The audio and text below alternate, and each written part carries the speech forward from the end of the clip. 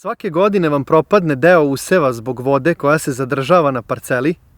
Mi u Login Eku se trudimo da pronađemo rešenje za to.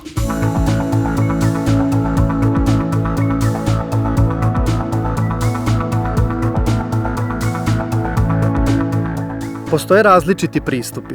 Naš je specifičan jer ne pravimo ravnu ploču od parcele, nego prvo snimimo reljef. Na osnovu toga donosimo odluku kako da što manje utičemo na prirodni plodni sloj i mikroorganizme koji se u njemu nalaze.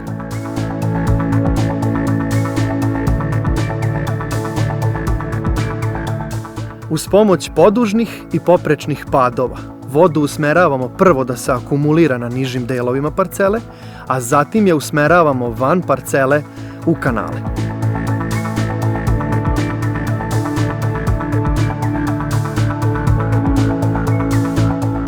Za ovaj poduhvat koristi se GPS sistem navigacije koji očitava koordinate na kojima se nalazi i ima poznatu elevaciju za te tačke.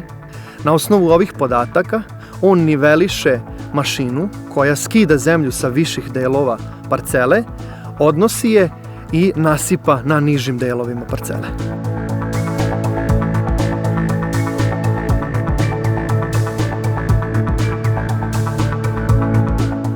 Na ovaj način došli smo do ujednačenijeg sušenja parcele, što je bitno za moment kada može da se uđe parcela da se obradi. Time smo dobili bolji kvalitet obrade, dobili smo ujednačenije useve i više prinose.